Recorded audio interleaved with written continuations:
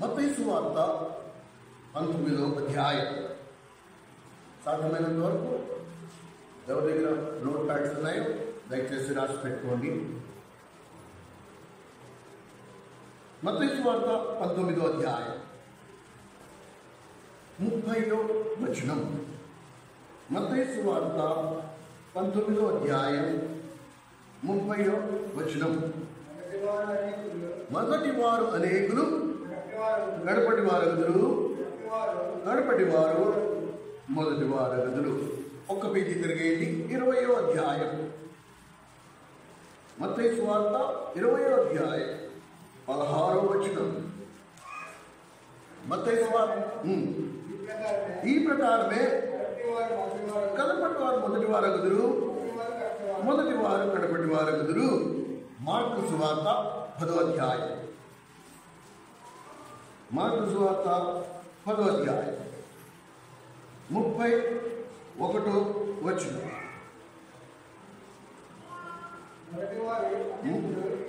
మొదటి వారు అనేకులు, కడపటి వారగుదురు, కడపటి వారు మొదటి వారగుదురు అనెను. లూకా సువార్త 13వ అధ్యాయం. లూకా సువార్త 13వ అధ్యాయం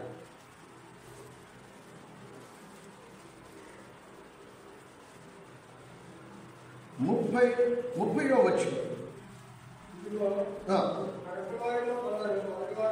కడపటి వారిలో కొందరు మొదటి వారగుదురు, మొదటి వారిలో కొందరు కడపటి వారగుదురు అని చెప్తారు. ఒకే మాట సువార్తలలో మాటి మాటికి రిపీట్ చేయబడుతూ వచ్చు. మళ్ళా ప్రభు అదే మాట తరచుగా చెప్తూ వచ్చారు. ఈ ఉదయము వంట వండడానికి వచ్చిన సిస్టర్స్తో కూడా ఈ ప్రశ్న నేను అడిగాను. ఎలా సాధ్యము? దేవుడు ఎప్పుడైతే నాకు ఈ లేఖన భాగమును ఇచ్చాడో దీన్ని ధ్యానించేటప్పుడు నేను కూడా ప్రభువుని అడిగాను, ప్రభు ఇది ఎలా సాధ్యము? మొదటి వారు కడపటి వారు ఎలా అవుతారు? కడపటి వారు మొదటి వారు ఎలా అవుతారు? ఒకసారి మా హనీ హైదరాబాద్ నుంచి బయలుదేరి అడవికి వస్తాం. సరే నారాయణపురం వచ్చిన తర్వాత ఫోన్ చేయనన్నా, నేను మరి పోలీస్ స్టేషన్ దగ్గరికి వచ్చి నేను బండి మీద తీసుకొచ్చేస్తానని. సరే గొప్ప. నారాయణపురం వచ్చిన తర్వాత ఫోన్ చేసింది. అక్కడి నుంచి అంతా ఒక పావు గంటలో బస్సు వచ్చేస్తుంది, ఇక్కడికి నిడమలు వచ్చేస్తుంది. కానీ పావు గంట అయినా సరే తను ఫోన్ చేయలేదు. ఏంటి ఫోన్ చేయలేదు, ఎందుకు ఫోన్ చేయలేదు అనుకుని కోసం ఇంకా బస్సు రావడం ఆలస్యమైందని నేను వెయిట్ చేశాను. అరగంట అయిపోయింది కానీ తన ఫోన్ రావట్లేదు. అరగంట తర్వాత ఫోన్ చేశాను. నాన్న ఎక్కడున్నావు అంటే, నేను గణపురంలో ఉన్నా గొప్ప, గణపురం బయలుదేరి వస్తున్నానంటే, గణపురం ఏంటి నువ్వు? గణపురం ఏంటి? దాని అరగంట తర్వాత పెద్ద పాప ఇక్కడి నుంచి విజయవాడ నుంచి వస్తుంది. అది అరగంట ఆలస్యంగా వచ్చింది.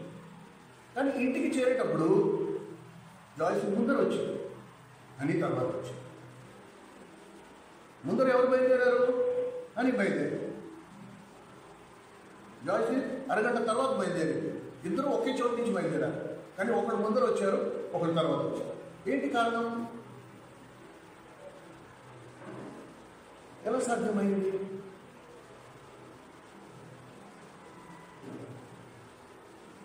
ఈ ప్రశ్న నా మనసులో కూడా ఉంది.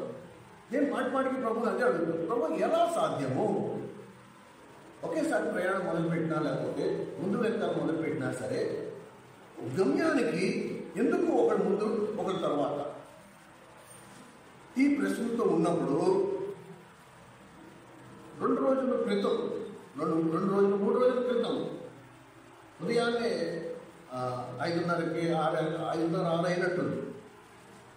నేను లేవగానే పక్కన మెర్సెక్క లేదు. సరే ఎక్కడికి వెళ్ళినా టీ పెడుతుందా కాఫీ పెడుతుందా అని ఇక్కడికి వచ్చి చూస్తే మంటికి తప్పేస్తుంది. ఇక్కడ మందిరంలో అక్క ప్రార్థనలో ఉంది. సరే నేను కూడా ప్రార్థన చేసుకున్నాను. నేను మందిరం లోపలికి రాగానే అక్క ప్రార్థన చేస్తా ఒక పాట, ఒక చరణంలో ఒక చరణం ఎత్తు. మారుచున్న లోకమున కారు తొట్లలో త్రాగ, మారుచున్న లోకమున కారు తొట్లలో త్రాగ, జీవాపూటము నిన్ను విడచి, జీవాపూటము నిన్ను విడచి త్రోవాత పితిమయ్యా, త్రోవాత పితిమయ్యా. ప్రభువాని కార్యమును నూతన పరచుము మాలో, నూతన పరచుము మాలో. ఎప్పుడైతే ఈ చదువు పాడుతోటి విన్నానో నా ప్రశ్నకు సమాధానం దొరికేసింది. ఎక్కడొచ్చింది సమస్య? ఎందుకు ముందు వెనక అయిపోయింది అంటే బైబిల్ గ్రంథంలో ఇన్ని రెఫరెన్స్ ఉన్నాయి. ఇన్ని రెఫరెన్స్ ఉన్నాయి. వాళ్ళు నడవలసిన త్రోవను విడిచిపెట్టారు. వాళ్ళు నడవలసిన త్రోవలో నడవలేదు.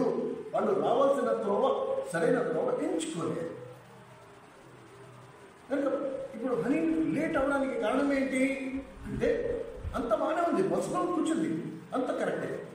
రాత్రంతా నిద్ర ఉండదు కదా. వేకుని తెల్లవారుజాము 7 దాటిన తర్వాత ఎవరికైనా సరే ఎక్కువ కొనుపాట్లు ఎక్కువ వచ్చేస్తూ ఉంటాయి. నారాయణపురమే కదా, ఇక్కడే దిగిపోదాం కదా అని చెప్పి అది బస్సులో కొంచెం కుడికేసింది. ఈ లోపల 7 మంది దాటేసింది. లేకపోతే దిగాల్సిన చోట్ల దిగకుండా అది గణపవరం నుంచి తిరిగి అడిగి వచ్చే లోపల జాయిస్ అక్కడ నిడమంలో దిగి ఇంటికి వచ్చేసింది. కనుక మొదటి వారు కడపటి వారు ఉందరు, కడపటి వారు మొదటి వారు ఉందరు. ఎలాగవుతారు అంటే ఎప్పుడైతే నువ్వు నడవలసిన త్రోవను నడవో, దేవుడు చెప్పిన మార్గంలో నువ్వు నడుచుకోవో, దేవుని ఆజ్ఞను నువ్వు పాటించవో. కానీ ఈ లేఖనాలను ఎప్పుడైతే నేను ధ్యానించడం మొదలుపెట్టానో ఒక మాట మీకు స్పష్టంగా చెప్తాను. దేవుని వాక్యాన్ని నువ్వు ఎంతగా ప్రేమిస్తావో నీ ప్రతి ప్రశ్నకు సమాధానం అంత సులభంగా దొరుకుతుంది. ఇది లైవ్ ఎగ్జాంపుల్. మొదటి వారు కడపటి వారు ఎలాగవుతారంటే త్రోవ. ఇది ఒక కారణం, అనేక కారణాలు ఇది ఒక కారణం. నేను నడవలసిన త్రోవలు నేను నడవకపోతే నేను మొదటి వాడిని అయినా సరే చేరడం మాత్రం, గమ్యానికి చేరడం మాత్రం ఆలస్యంగానే చేరతా. నా వెనక మొదలుపెట్టిన వాడు ముందుగా కరెక్ట్గా మార్గంలో వస్తే వాడు నా వెనకాల అరగంటలు ఆలస్యంగా మొదలుపెట్టినా వాడు గమ్యానికి నాకంటే ముందు చేరతాడు. ఎందుకంటే వాడు సరైన మార్గంలో నడుచుకున్నాడు, నేను సరైన మార్గంలో నడుచుకోలే. ఇది ఒక కారణం. కానీ ప్రభు ఇది ఎలా సాధ్యము, ఇంకా ఏమైనా ఉందా అంటే మొట్టమొదటి మాట ప్రభు నాకు చూపించింది ఏంటి తెలుసా? అసలు మొదటి వారు కడపటి వారు అయ్యి కడపటి వారు మొదటి వారు అవుతారు. సో మొదటి వారు కడపటి వారి పరిస్థితి గురించి నీకు ముందు చెప్తాను అని ప్రభు నాకు యూదా పత్రిక, దయచేసి గమనిద్దాం. యూదా పత్రిక ప్రకటన గ్రంథానికి ముందు యూదా పత్రిక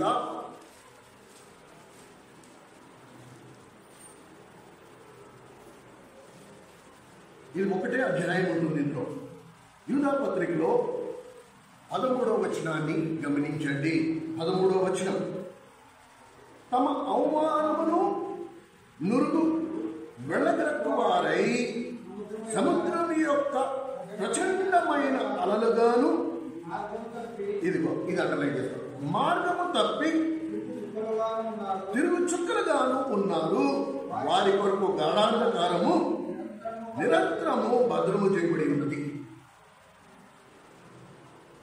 కనుక ఎవరైతే మొదటి వారిగా మొదలుపెట్టి త్రోవ తప్పి వాళ్ళు నడవలసిన త్రోవలు నడవకుండా దేవుడు చెప్పిన మాట వదులుకుని తమ సొంత మార్గాలను ఎంచుకుని ఆ మార్గాలను ముందుకెళ్ళిపోయిన వారి కొరకు దేవుడు ఏమంటున్నాడు? వాళ్ళ కొరకు గాఢాంధకారము భద్రం చేయబడి ఉంది.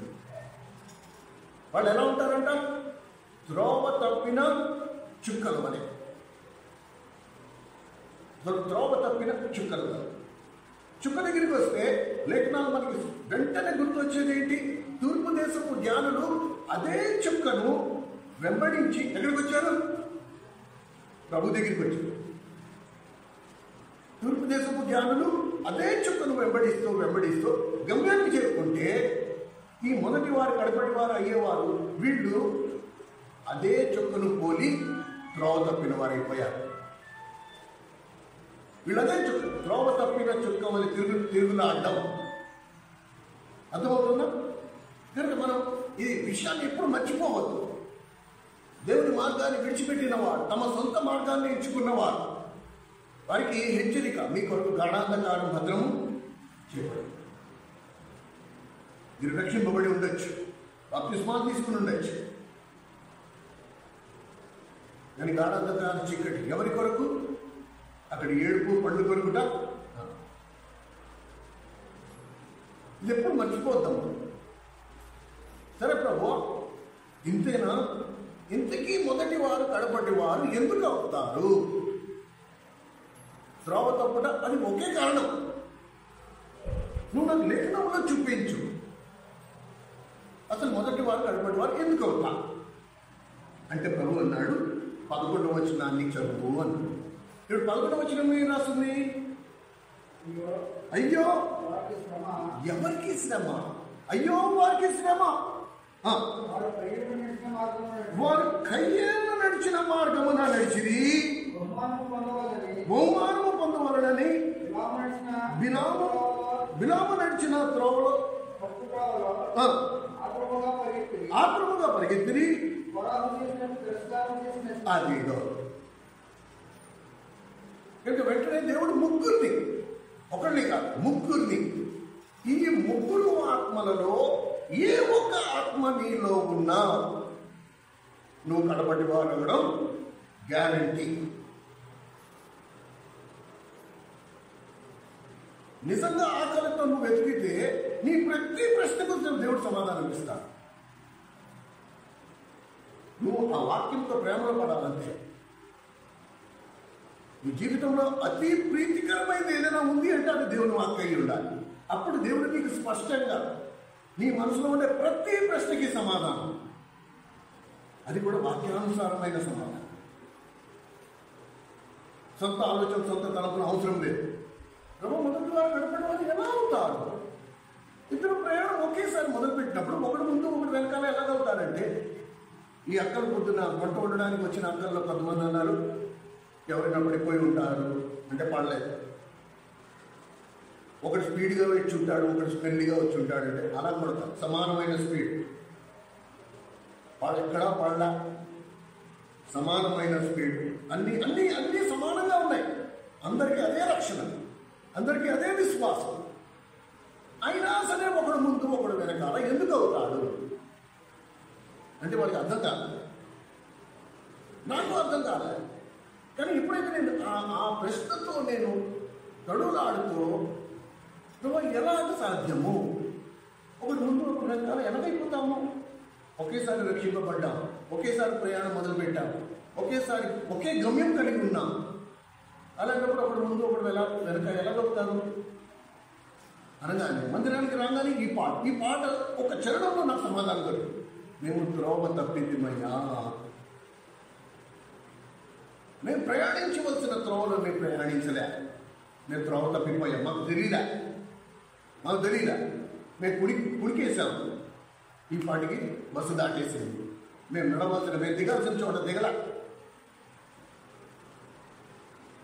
ఇది చాలా ముఖ్యం, ఇది చాలా ముఖ్యం. కనుక మొదటి వారు కడపటి వారు ఎలాగవుతారు అంటే, ఈ ముగ్గురు అయ్యేను, బిలాము, కోరో, ఈ ముగ్గురులో ఏ ఒక్క ఆత్మను కలిగి ఉన్నా నువ్వు కడపటి వారు అనడం సాధ్యం. కనుక కయ్యం దగ్గరికి వస్తే ఉదయం కూడా ప్రభువు చూపించాడు, దేవుడు ఏ వేళ అర్పణను అని అన్న పొద్దును కూడా విన్నాను. నువ్వు కూడా అదే చెప్తున్నావు అంటే నేను అది చెప్పట్లే, నేను అది చెప్పను కూడా. మాకు తెలియదే ఉంది, ఇందులో ఆదికాండం 4వ అధ్యాయం మాకు తెలియదే ఉంది. ఏబేలు తన మందలో క్రొవ్విన వాటిని దేవునికి నైవేద్యంగా తీసుకొచ్చాడు. కయ్యేను తన పంటలోకి కొంత దేవునికి తీసుకొచ్చాడు. ఆ ఏబేలు కయ్యేను చేసిన పాపం ఏంటంటే ఏబేలుని చెప్పండి, అంతే కదా అంటే నువ్వు అది అసలు సబ్జెక్టే కాదు. ఇక్కడ అసలు సబ్జెక్టే కాదు. కయ్యేను ఏబేలు చంపే ముందు ఏం జరిగిందో దాన్ని జాగ్రత్తగా గమనించాలి. అసలు అంతవరకు ఎందుకు వచ్చింది? రండి, ఆదికాండం 4వ అధ్యాయం. ఆదికాండము 4వ అధ్యాయం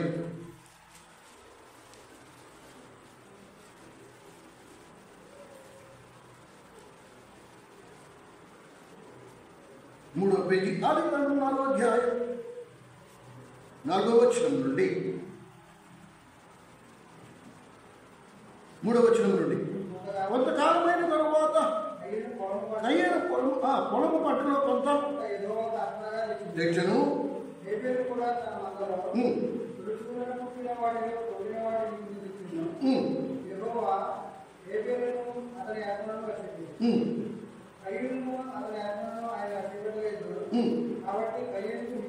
అదిగో ఫస్ట్. కాబట్టి కయ్యేనుకు మిక్కిలి కోపం.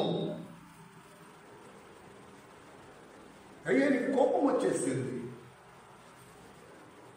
దేవుడు ఏబేలును ఏబేలు అర్పణను అంగీకరించి కయ్యేను అర్పణను అంగీకరించినాడు. కావున కయ్యేనికి మిక్కిలి కోపం వచ్చేసింది. ఇంకా అయిపోదా, ఇంకా నరహత్య చేయలేదు, ఇంకా ఏబేలు చంపలా. దేవుడు చూడు ఎంత ప్రేమ గలవాడో. దేవుడికి అంత తెలుసు. నీ ఆంతర్యమును ఎరిగినవాడు. నువ్వు తప్పు చేయకుండా ఉండాలని నిన్ను హెచ్చరిస్తాడు. నిన్ను తట్టి మరి చెప్తాడు. దేవుడు కయ్యేనుతో ఏమన్నాడో చూడండి. దేవుడు కయ్యేనుతో ఏమన్నాడు? 6వ వచనం. యెహోవా కయ్యేనుతో నీకు కోపమేలా? నువ్వు ఎందుకు ముఖం చిన్నపుచ్చుకున్నావు? నువ్వు సత్క్రియ చేస్తుంటే తల ఎత్తుకున్నావా? సత్క్రియ చేయని ఎడలా నీ వాకిట పాపము పొంచి ఉన్నది. నువ్వు పాపము చేసావని చెప్పలేదు. ఎంత మర్యాదస్తుడో చూడండి. అయ్యేను నువ్వు పాపము చేసావని చెప్పలేదు. ఇంకా అయ్యేను నీకు ఎందుకు కోపం వచ్చింది? నీ మొహం ఎందుకు చిన్నపుచ్చుకున్నావు? నువ్వు సత్క్రియ చేస్తే తలెత్తుకోవా? నువ్వు ఒకవేళ సత్క్రియ చేయని ఎడలా ఇదిగో జాగ్రత్త, పాపము నీ వాకిట వచ్చి ఉంది. ఆ పాపము నిన్ను తన వశము చేస్తుంది. ఇప్పుడు కయ్యేను ఏం చేయాలా? కయ్యేను ఏమన్నా అసలు?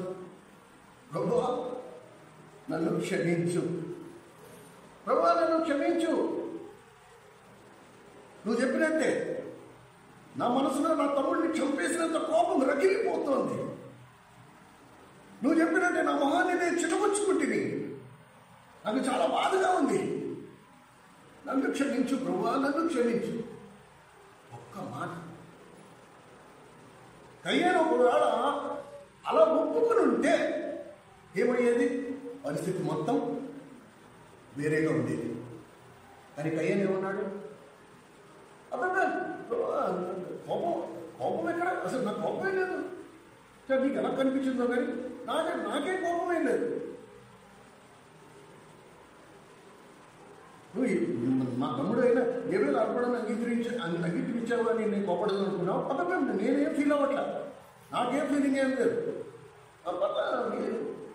నెక్స్ట్ టైం మళ్ళీ నేను మెరుగైన అర్పణ తీసుకొస్తా, దాన్ని నువ్వు అనిపిస్తుంది. నేనేం ఫీల్ అవ్వట్లా.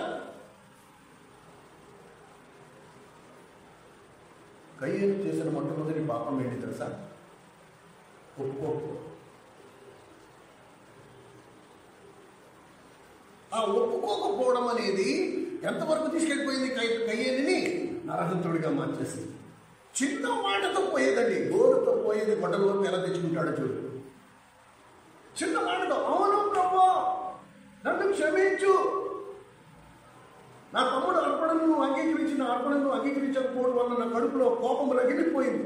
వాడిని చంపేంత కోపం వచ్చేస్తుంది. ప్రభువా నన్ను క్షమించు. ఒక్క మాట ఒప్పుకుని ఉంటే అసలు పరిస్థితి ఎలా ఉండేది?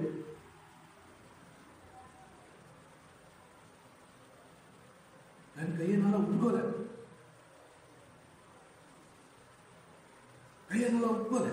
ఒప్పుకోకపోవటం వలన వెంటనే దాని తర్వాత ఏం రాసింది?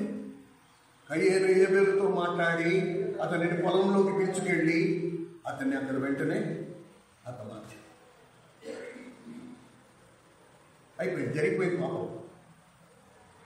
పెద్ద ఆలస్యం కూడా, ఎక్కువ టైం కూడా పట్టలేదు ఆ పాపం చేయడానికి. అది అంతవరకు ఎందుకు వచ్చింది? కేవలం ఒప్పుకోకపోవటం వలన. ప్రియమైన సోదరుడా సోదరి, లేకపోతే ఒక మాట అనేవారు, ఎప్పుడైతే నువ్వు దేవుని సన్నిధికి వస్తావో, దేవుడు నీతో మాట్లాడినట్టుగా నీకు అనిపించిందో, ఏదైనా విషయంలో దేవుడు నిన్ను సంధిస్తే నువ్వు ఫస్ట్ దాన్ని అంగీకరించు. ఫస్ట్ ఒప్పుకో. ఎస్ ప్రభువా, నాదే తప్పు, నేను పాపం చేశాను. చాలా ముఖ్యమైన పాఠం అండి, చాలా ముఖ్యమైన పాఠం. నేను అంగీకరిస్తున్నాను ప్రభువా, నేను పాపము చేశాను. ఇర్మియా గ్రంథము 3వ అధ్యాయం. ఇర్మియా గ్రంథం 3వ అధ్యాయం.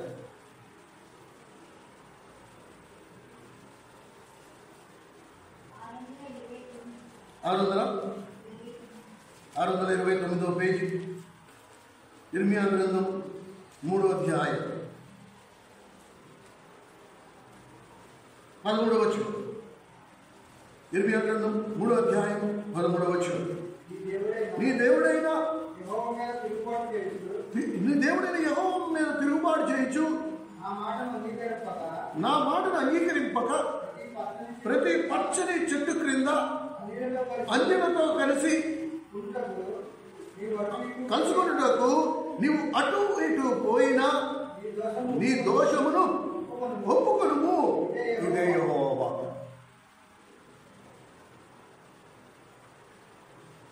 ఫస్ట్ ఒప్పుకోనికి రా.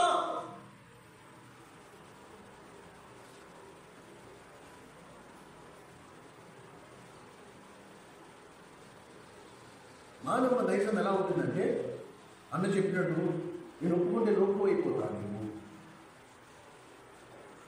10 మంది దగ్గర నేను చిన్నగుచ్చుకుంటానేమో. అదంతా నీ ఆలోచన రాంగ్. నువ్వు ఒప్పుకోకపోతే నువ్వు దానికంటే పెద్ద పాపాన్ని నీ వాకిట పొంచు. ప్రభు అందుకనే సెలవిచ్చాడు, కయ్యేను నువ్వు సత్క్రియ చేసిన ఎడలా తలెత్తుకొని, నువ్వు సత్క్రియ చేయని ఎడలా పాపము నీ వాకిట అది నిన్ను వశపరుచుకుంటుంది, నీ చేత ఇంకా ఘోరమైన పాపం చేయిస్తుంది. ఇక్కడ మనం నేర్చుకోవాల్సిన పాఠం ఏంటంటే, మీకు ఒక మాట చెప్తే మీరు ఆశ్చర్యపోతారు.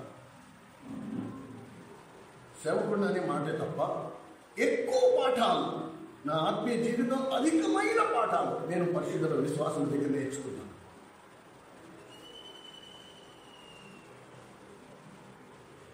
వాస్తవం, దేవుని సన్నిధిలో యథార్థంగా ఎక్కువ అధికమైన పాఠాలు నేను పరిశుద్ధుల దగ్గర నేర్చుకున్నాను.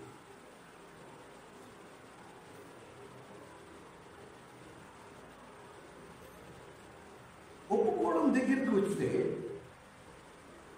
ఎప్పుడైతే మేము బబులోను నుండి యెరూషలేము ప్రయాణం గురించి ధ్యానిస్తూ వచ్చామో, ఒకరోజు ఇలాగే దానియేలు గ్రంథము ధ్యానిస్తూ 9వ అధ్యాయం, చాలా టైం పట్టేస్తుంది, మీరు ఇంటికి వెళ్ళాక చదవండి. నేను రెఫరెన్స్ చెప్తాను, రాసి పెట్టుకొని ఇంటికి వెళ్ళాక చదవండి. దానియేలు గ్రంథం 9వ అధ్యాయంలో మీరు 4వ వచనం నుంచి 10వ వచనం వరకు చూస్తే, దానియేలు గ్రంథం 9వ అధ్యాయం 4వ వచనం 10వ వచనం వరకు నేను ధ్యానిస్తుంటే, దానియేలు ప్రార్థన చేస్తున్నాడు. ఏమని ప్రార్థన చేస్తున్నాడు మీరండి జాగ్రత్తగా. ప్రభువా, తండ్రి, నీకు విరోధముగా నేను పాపము చేసి. ఎవరంటున్నారు ఈ మాట? దానియేలు అంటున్నాడు. ఎలాంటి దానియేలు? ఏ దానియేలు అసలు పాపమే చేయలేదు. చెరపట్టబడి బబులోనికి సంఖ్యలు వేసి తీసుకుని రాబడిన దానియేలు ఇప్పుడు దేవుని దగ్గర ప్రార్థన చేస్తున్నాడు. ఏం తెలుసా? ఈరోజు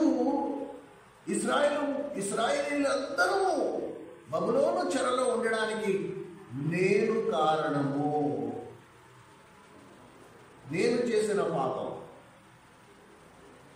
నీ ఆజ్ఞను గైకొనకపోవటం వలన నేను చేసిన పాపం మూలంగా ఇశ్రాయేలు మొత్తం ఈరోజు బబులోను చెరలో ఉంది.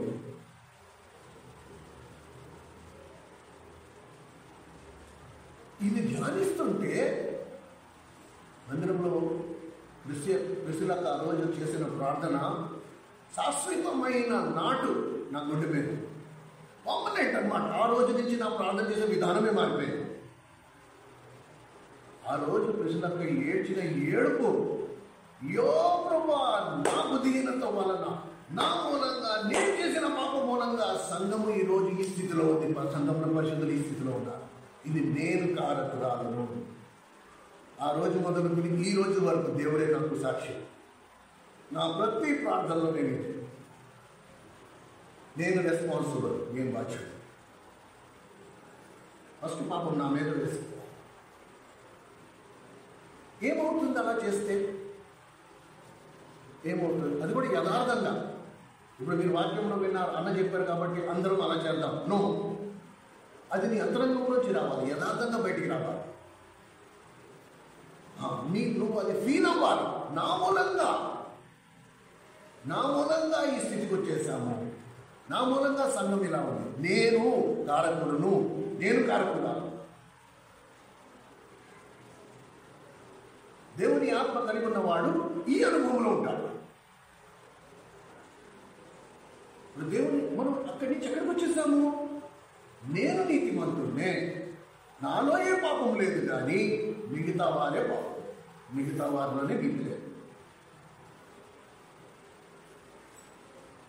ఎక్కడి నుంచి ఎక్కడికి వచ్చేసాం? ఎక్కడ మొదలు పెట్టాం? నా మూలంగా అనే దగ్గర మొదలుపెట్టి ఈరోజు ఎక్కడికి వచ్చేసాం? నేను కరెక్ట్గానే ఉన్నాను, రంగంలో మిగతా వాళ్ళే సరిగ్గా లేదు.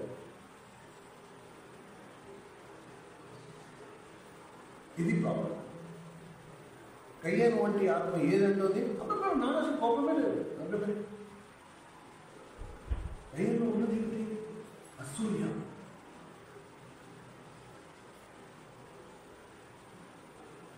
మీరు ఈ లేఖనాలను మీరు గమనించండి. అది కాలంలో ప్రభువు కయ్యని ఎలా శపించాడు. నువ్వు కష్టపడతావు కానీ భూమి తన పంటను నీకు ఇవ్వదు. వ్యవసాయం చేస్తే ఎకరానికి 50 బస్తాలు పండుతుంది. కానీ 50 బస్తాల్లో 5 బస్తాలు మాత్రమే నీకు ఒడ్లు వస్తాయి. మిగతా 45 బస్తాలు పొట్టు. దేవుని శాపం అన్నాడు. దేవుని శాపం అన్నాడు. కనుక ఒకవేళ మనం గమనిస్తే కయ్యేను పాపం అంతా ఏంటి? ఒప్పుకోకపోవడం. ఒకవేళ ప్రభువు మాట్లాడుతున్నప్పుడు కూడా ప్రభు కయ్యేను నువ్వు మంచి చేసిన ఎడల నువ్వు తలెత్తుకుందువు కదా, నువ్వు మంచి చేయని ఎడల పాపం నీ అక్కడ పొంచుంది, జాగ్రత్త, ఆ పాపము నిన్ను తను వశపరిచేసుకుంటుంది, నీ చేత ఇంకా ఘోరమైన పాపాలు చేయిస్తుంది అని హెచ్చరించినప్పుడు అయ్యో ప్రభు అని కాళ్ళు పట్టుకుని ఉంటే, ఓ ప్రభు నన్ను క్షమించు, నాకు తమ్ముడిని క్షమించేంత కోపం ఉంది నాలో,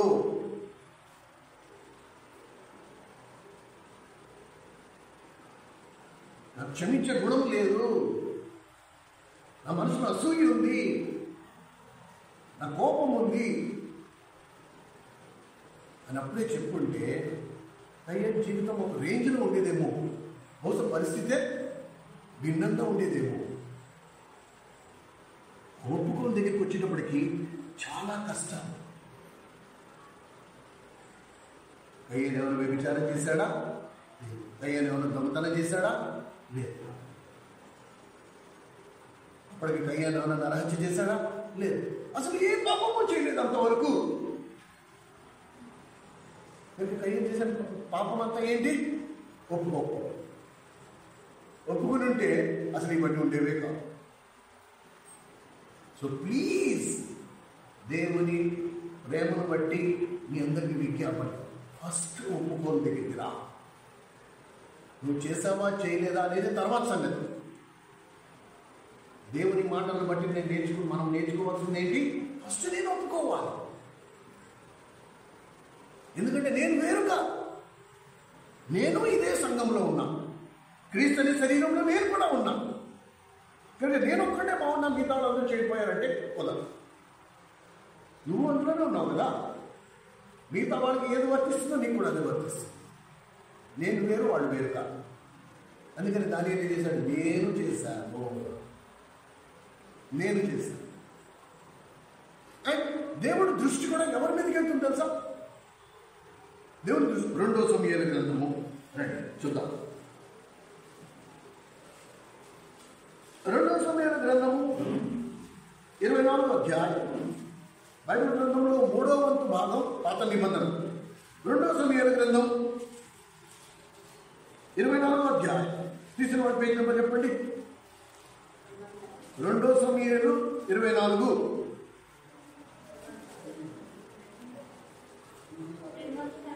275. 2 సమూయేలు గ్రంథం 24వ అధ్యాయం. ఆఖరి వచనం 25వ వచనం. అక్కడ దావీదు యెహోవా నామమున ఒక బలిపీఠము కట్టించి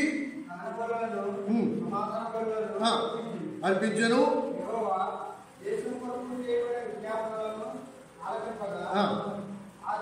ఆ తెగులు ఆగి విడిచిపోయాను. దావీదు దహన బలులను అర్పించాడు, ఒక బలిపీఠం కట్టించాడు.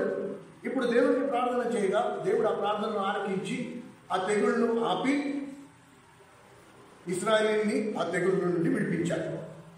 ఈ పదం మనం చదవాలి, సరేనా? మనకెలా వర్తిస్తుంది? ఓకే, ఫస్ట్ అసలు దేవుడు తెగుళ్ళని ఎందుకు ఆపాడు? దావీదు బలిపీఠం కట్టించినందుక, దావీదు బలులు సమాధాన బలులు అర్పించినందుకు దావీదు ఆపాడు. దేవుడు ఆపాడా? దావీదు ప్రార్థన ఆలకించి ఆ నైవేద్యానికి దేవుడు పడిపోయాడంటారా? నువ్వు ఎందుకు ఆపాడు అని మనం గమనిస్తే ఇంకాస్త ముందర చూద్దాం. ఒక పేజీ తిరిగేయండి.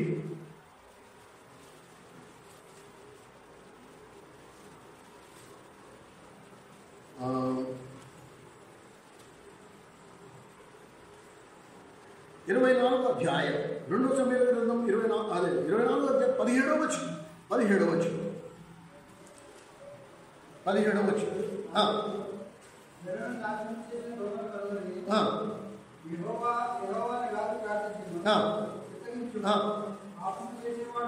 అది చూడండి, చిత్తగి పాపము చేసిన వాడును నేనే, దుర్మార్గంగా ప్రవర్తించిన వాడును నేనే. గొర్రెల వంటి వీరేం చేశారు ప్రభువా? కనుక నువ్వు ఎవరిని శిక్షించు, నువ్వు నన్ను నా ఇంటి వారిని శిక్షించు. నేను చేసిన పాపం మూలంగా సంఘం అంతటికి రానివ్వద్దు.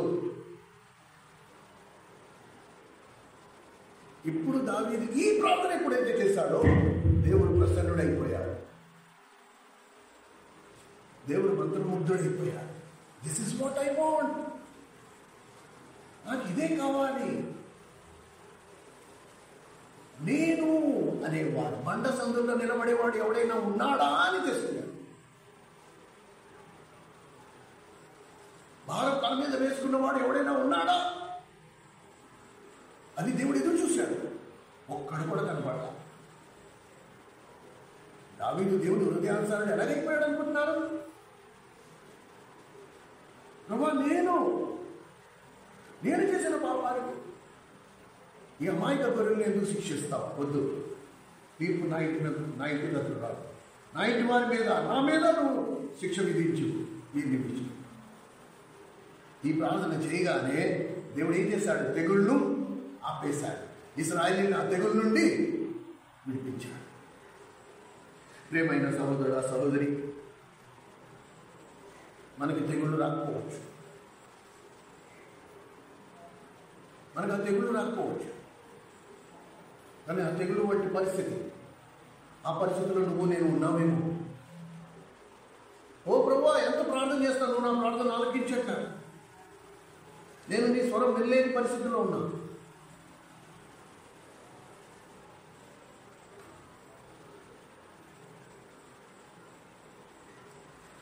కానీ లేఖనాలను మీరు జ్ఞాపకం ఉంచుకోండి. దావీదుకైతే ఒక తెగులు, మనకి ఏదైనా సమస్య అవ్వచ్చు, ఏ బాధ అయినా అవ్వచ్చు, ఏ కష్టమైనా అవ్వచ్చు. ఎంత ప్రార్థన చేసినా అది పోవట్లేదు, అది వెంబడిస్తూనే ఉంది. ఎలా పోతుంది? మనం ఏమంటున్నాం? నేనే పాపం చేయలేదు, అంత వాళ్ళే చేశారు, అంత వీళ్ళే చేశారు, నేను కరెక్ట్గానే ఉన్నా. అలా పోవడం. దేవుడు ఎవరి కోసం చూస్తున్నాడు? ప్రభా, నేను పాపం చేశాను ప్రభా, ఇది నా తప్పు, నా మూలంగా నా ఇంటిలో పాదికి శిక్ష వస్తుంది, నేను పాపిని.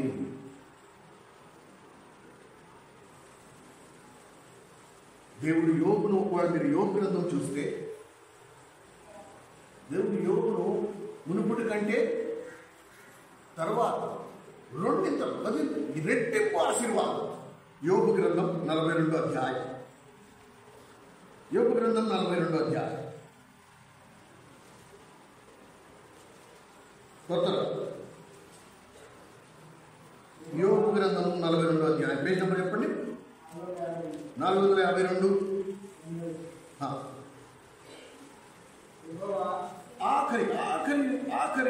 ఆఖరి వచ్చిన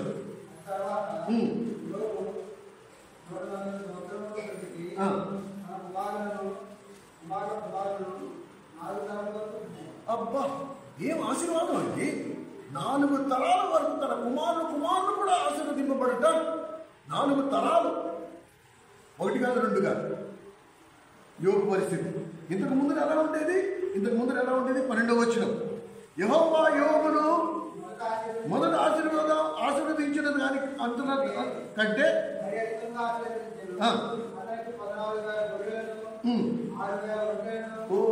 ఈ లిస్ట్ చాలా టైం పట్టేస్తుంది. చాలు, ఈ లిస్ట్ చాలా టైం పట్టేస్తుంది. ఈ స్థితికి ఎలా వచ్చాడు దేవుడు? యోగుని ఆశీర్వదించడానికి కారణం ఏంటి?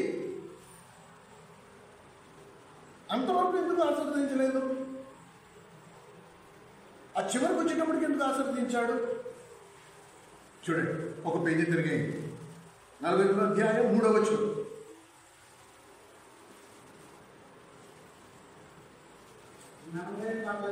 జ్ఞానము లేని మాటల చేత ఆలోచనను నిరర్థకము చేయువాడెవడు? వీడెవడు?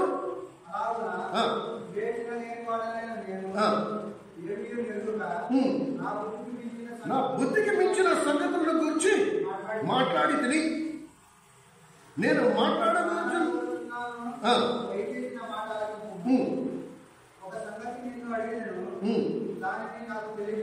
చాలు.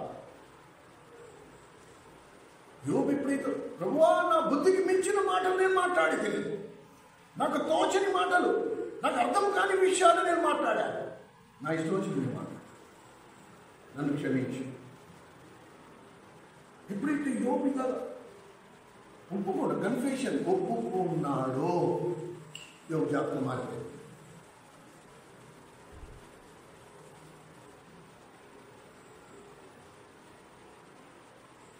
ఎందుకు ఈ మాటలు చెప్తున్నాను? ఎందుకు దేవుడు నాకు ఈ లేఖనాలు ఇంత విఫలంగా విడమర్చాడు, బయలుపరిచాడు?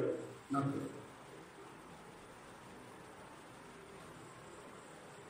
ఒకసారి ఈ కొలబద్దతో మన ఆత్మీయ జీవితాన్ని కొలిచి చూసుకుంటే, ఈరోజు నాకు ఆశీర్వాదాలు లేవంటే ఎందుకు లేవు? దానికి ఇది లేఖనాలు ఆధారం. ఫస్ట్ ఎక్కడి నుంచి మొదలు పెట్టాలి? నా దగ్గర నుంచి మొదలు పెట్టాలి. నేను నీకు విరోధంగా పాపం చేసేవాడు, నా మూలంగా. ఆ రోజు ప్రశ్న చేసిన ప్రార్థన నా జీవితాన్ని మార్చేసింది. అప్పటి నుంచి నా ప్రార్థనలో దేవుడే నాకు సాక్షి. అప్పటి నుంచి నా ప్రార్థన ఫస్ట్ నేను నా మూలంగా సంఘం మీద, నా మూలంగా పరిశుద్ధుల మీద, నా మూలంగా విశ్వాసం మీద, నా మూలంగా ఈ బ్రదర్ మీద, నా మూలంగా ఈ సిస్టర్ మీద, నా మూలంగా.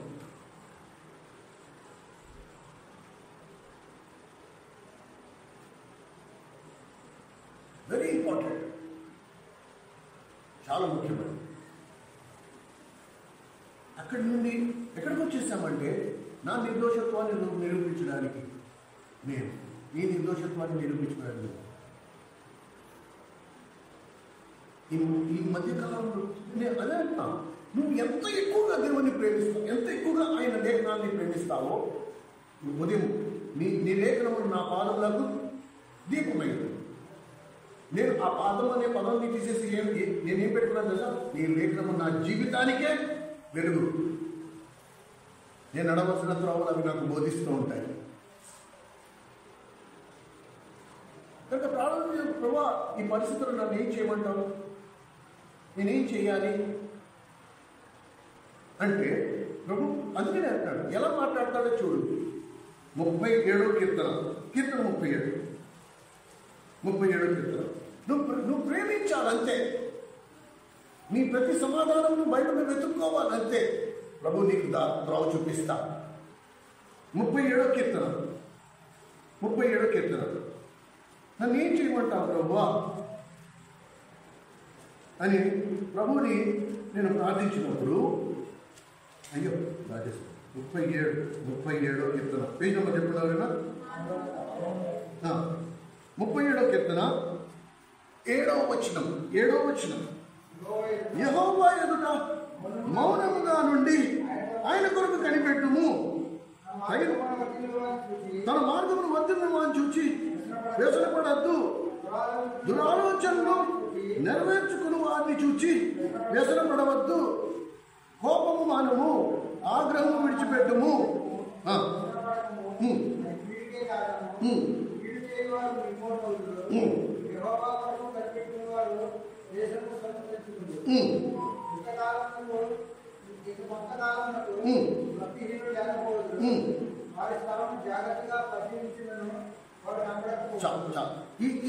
ఈ చివరి వరకు మీరు ఈ అధ్యాయం మొత్తం నీటికి వెళ్ళక చదువుతావు. ఏం చేయమంటావు ప్రభు అంటే, నువ్వు మౌనంగా ఉండు చాలు. నువ్వు మౌనంగా ఉండు, నేను చూసుకుంటాను. నీ నిర్దోషత్వాన్ని, ఆ మాట కూడా ఉంది, ఒకసారి చదవండి ఎవరైనా. ఎక్కడ రాస్తుంది? 37వ కీర్తన. నీ నిర్దోషత్వాన్ని పట్టపగ చూడండి. 37వ కీర్తన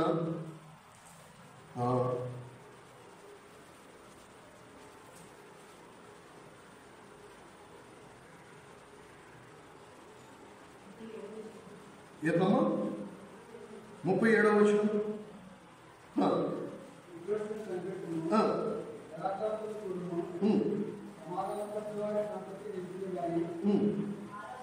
ఆరో వచనం. సారీ నీ నీతిని, నీ నిర్దోషత్వాన్ని వెల్లడి. కనుక నువ్వేం ప్రయాసపడాల్సిన అవసరం లేదు. నువ్వు నిర్దోషివి అని నువ్వు రుజుపట్టుకోవాల్సిన అవసరం లేదు. నేను చేస్తాను, నేను చూసుకుంటాను. నీ నీతి నేను బయటపడతాను. నువ్వు మౌనంగా ఉండి చాలు. నా పని నేను చేసుకుంటా. నాకు నీ సహాయం అక్కల. నువ్వు ఎవరి దగ్గరికి వెళ్ళక్కల. నువ్వు నోరిప్పద్దు, నువ్వు మౌనంగా ఉండు. నువ్వు ఎలా ఉన్నావు అలాగే నువ్వు యథార్థంగా ఫినిష్. దేవుడు ఎంత సమీపంగా ఉంటాడు. నువ్వు ఎలా నడవాలో కూడా నీకు చెప్తాడు.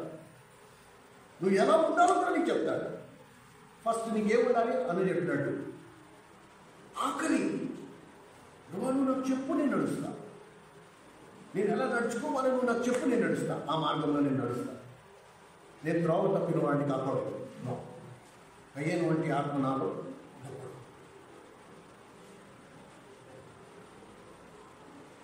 Be quick to confess. ఒప్పుకోవడానికి ఆతురపడు, కప్పుకోవడానికి కాదు. నువ్వు చేసావా చేయలేదా ఆయన డిసైడ్ చేస్తాడు. నేను పాపం చేశానా చేయలేదా పరలోకమందున్న తండ్రి డిసైడ్ చేస్తాడు. ఫస్ట్ నేనేం చేయాలి? యేసు ప్రభుతో సమానంగా సిలువ వేయబడిన ఇద్దరు దొంగల్ని చూడు. ఒకడేమన్నాడు? ప్రభువా, ఈ శిక్ష నాకు తగును. యేసు, నీ రాజ్యంతో నువ్వు వచ్చినప్పుడు నన్ను జ్ఞాపకం చేసుకో. వెంటనే ప్రభు సమాధానం ఏంటి? అరే అంత వెంటనేనా?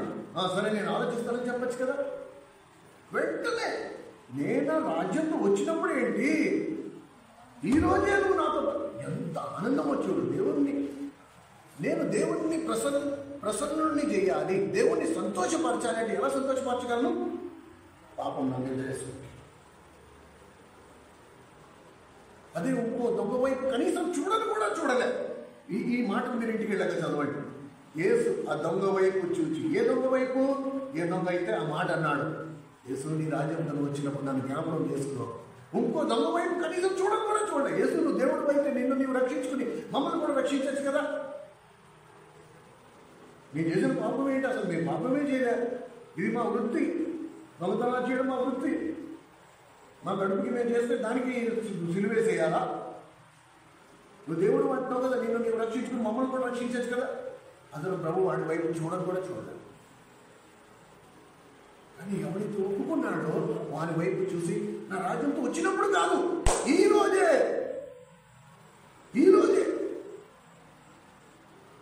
నేడు నువ్వు నాతో పరదేశంలో ఉంటావు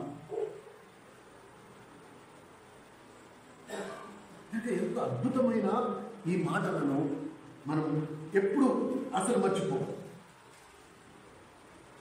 ఏమండి ప్రేమ సహోదరుడా, సహోదరి, నీ క్రైస్తవ జీవితం మొదలుపెట్టిన ఆనందం ఈరోజు నీతో ఉందా? ఏ ఆనందంతో నువ్వు మొదలుపెట్టావో, ఏ రక్షణానందాన్ని నువ్వు రోజు అనుభవిస్తూ వచ్చావో,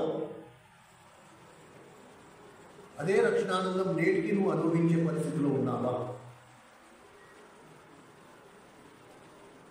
పరిశుద్ధ దేవుడు నేను అడుగుతున్నాడు,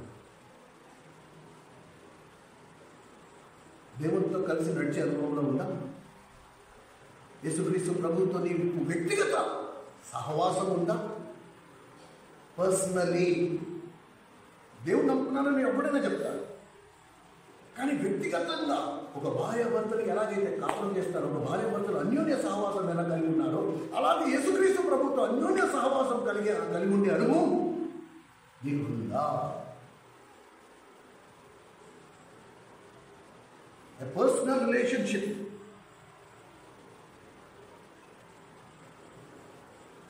దేవుని స్వరము వినగలిగే అనుభవంలో ఉన్నావా? ప్రభు స్వరం నీకు వినబడుతుందా?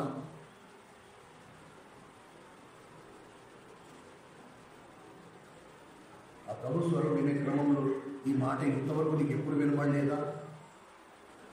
నా ప్రియ సహోదరుడా, నువ్వెందుకు వెనకపడ్డావు? ముందరుండవలసిన వాడవు నీవు ఈరోజు ఎందుకు వెనకపడ్డావు?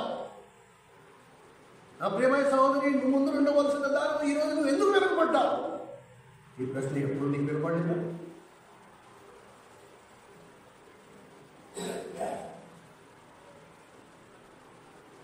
ఎందుకు ఇన్నిసార్లు మొదటి వారు కడపటి వారు అందులోనే మాటలు రాయబడింది? ఈ ముగ్గురు, కయ్యేను, బిలాము, కోరవు, ఈ ముగ్గురు ముందరుండవలసిన వారు, ఒకప్పుడు ముందరున్నవారే. చివరికి వచ్చేటప్పటికి ఎక్కడికి వచ్చేసారు?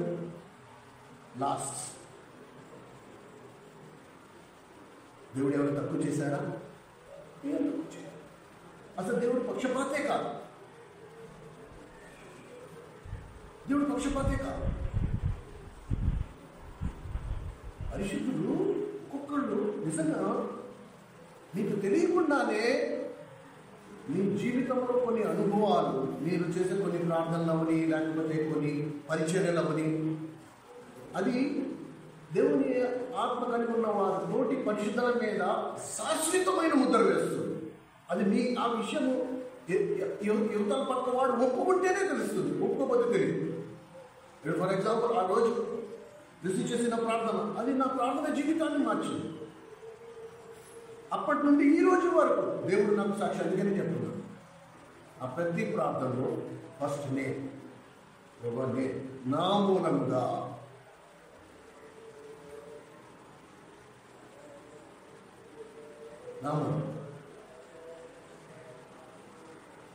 కనుక మనం ఈ విషయాన్ని ఎప్పుడూ గుర్తుంచు.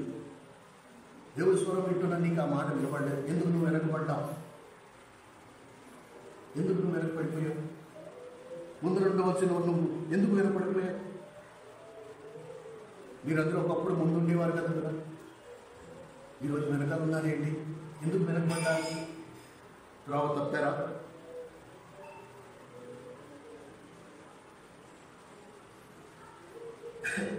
కనుక ఇది మనము జ్ఞాపకం ఉంచుకుందాం. కయ్యేను వంటి ఆత్మ మనకు ఉంటే మాత్రం మనం మొదటి వారు అయినా సరే కడపటి వారం అయిపోతాం. అసూయ అసలు చోటు పద్ధతి, అసూయకు అస్సలు చోటు. అండ్ ఒప్పుకోవడంలో వెంటనే ఫస్ట్ నీ మీద వేసుకో. That is your responsibility. First నీ మీద వేసుకో. నువ్వు చేసావా చేయలేదా ఇది దేవుడు చూసుకుంటాడు. తండ్రి తర్వాత డిసైడ్ చేస్తాడు. తండ్రి ఎవరి కోసం ఎదురు చూస్తున్నాడు? ఎవరు ఆ మంట సందులో నిలబడడానికి సిద్ధంగా ఉన్నారు? ఎవరు ఆ ఎదురు వచ్చే బాణం గుండెల్లో తీసుకోవడానికి సిద్ధంగా ఉన్నారు? వాళ్ళ కోసం దేవుడు ఎదురు చూస్తున్నాడు. దావీదు జీవితంలో అలాగే. అందుకనే దావీదు ఆశీర్వదింపబడ్డాడు. దావీదు చేసిన ప్రార్థన దేవుడు ఆలకించి ఇశ్రాయేలు మీద ఉన్న తెగుళ్ళు తీసేశాడు. ఎందుకు తీశాడు? ప్రభువా, నేను పాపము చేశాను, నేను నీ ఆజ్ఞను అతిక్రమించాను కనుక తీర్పు నాకు, నా ఇంటి వారికి విధించు, ఈ అమాయక గొర్రెలను విడిచిపెట్టు. Always remember, always remember. రెండోది త్వరగా ముగిస్తాం. రెండోది బిలాము నడిచిన మార్గం. బిలాము వంటి ఆత్మ నేను కలిగి ఉంటే అది సమస్య. రెండోది బిలామును ఒకవేళ మనం జ్ఞాపకం చేసుకుంటే మనకేమర్థమవుతుంది? మొదటి వారు కడపటి వారు ఎప్పుడైపోతారు? బిలాము అనే పేరు వినగానే మనకి ఫస్ట్ మన మనసులోకి వచ్చిన మాట ఏంటి?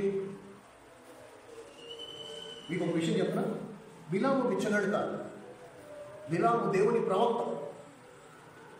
మీరు సంఖ్యాకాండం 22వ అధ్యాయం మీరు ఇంటికి వెళ్ళాక ఇవన్నీ రాసి పెట్టుకోండి. అందుకని మీకు రాసి పెట్టుకోమని చెప్తాను, చాలా టైం పట్టేస్తుంది. బిలాము దేవుని ప్రవక్త, మంచి తలాంతు ఉన్నవాడు.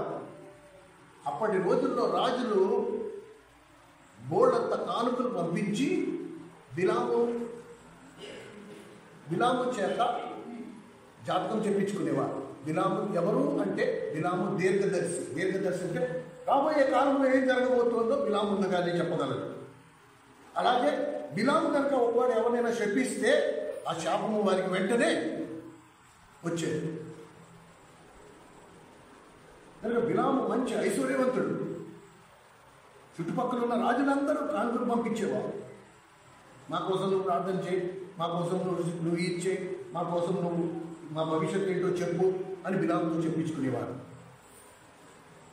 అలాంటి బిలాము ఎప్పుడైతే దేవుని ప్రజలను శపించమని ఒక ఆఫర్ వచ్చిందో ఫస్ట్ బాగానే ఉన్నాడు. ఫస్ట్ ఏమన్నాడు? నా దేవుడు అలా చెయ్యొద్దంటున్నాడు అని చెప్పాడు. నా దేవుడు ఆ మాట వద్దన్నాడు కనుక మీరు దయచేసి మీరు వచ్చిన మార్గాన్ని మీరు వెళ్ళిపోండి అంటే రాజు ఈసారి రెండోసారి ఏం చేశాడంటే పంపించిన కానుకలు రెట్టింపు చేశాడు. ఇంకా వెండి బంగారములు ఎక్కువగా పంపించాడు. రెండోసారి పంపిస్తే అయితే ఆగండి చూశాడు. బిలాము చూడగానే అయ్యబాబు మొదట ఒకే ఎడ్ల బండి వచ్చింది, ఇప్పుడు 2 ఎడ్ల బండిలో తీసుకొచ్చారు. అయితే ఈ రాత్రికి మీరు ఇక్కడ ఉండండి, నేను నా దేవుడిని కనుక్కొని నీకు చెప్తానండి. రాత్రి ప్రార్థన చేసే దేవుడు అన్నాడు, నో బిలాం, ఇది కరెక్ట్ కాదు, వాడిని వెనక్కి పంపే అని. కానీ పొద్దున్న లేవగానే నేను రాత్రి ప్రార్థన చేశాను, మా దేవుడు వద్దన్నాడు, దయచేసి మీ దాన్ని మీరు వెళ్ళిపోండి. మూడోసారి తిరిగి మళ్ళా 3 ఎడ్ల బండితోటి ధనాన్ని పంపించారు, డబ్బులు పంపించారు. ఈ మూడోసారి ఎప్పుడైతే బిలాము చూశాడో మళ్ళీ ప్రార్థన చేశాడు, ఒకసారి దేవుడు వద్దంటే శాశ్వతంగా వద్దన్నట్టే కదా. మూడోసారి ఎప్పుడైతే ప్రార్థన చేశాడు, ఈసారి దేవుడు ఏమన్నాడు, నీ ఇష్టం, నీ కర్మ, చావు. ఇప్పుడు బిలాము బయలుదేరాడు. బయలుదేరగానే ఎదురుకుండా దేవుని దూత అడ్డంగా నిలబడింది. గాడిదకి కనిపించింది కానీ దేవుని ప్రవక్తకు దేవుని దూత కనబడట్ల.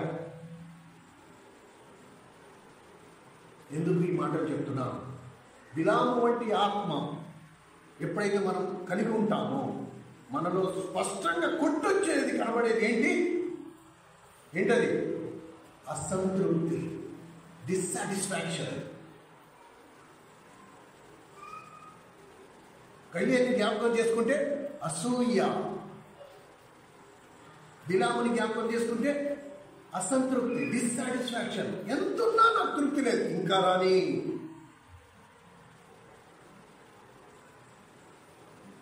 ఇంకో వ్యక్తి ఉన్నాడు. ఆ వ్యక్తి ఎవరు? గెహాజీ. బిలాము వంటి ఆత్మ కలిగి ఉన్న గెహాజీ నయమాను ఎప్పుడైతే రాజు దగ్గర ప్రవక్త అయిన ఎలీషా దగ్గరికి వచ్చాడో ఎలీషా బాగు చేశాడు. మీరు ఈ మాటలు దయచేసి చూడండి. రెండో రాజుల గ్రంథము 5వ అధ్యాయం. త్వరగా రెండో రాజుల గ్రంథం 5వ అధ్యాయం.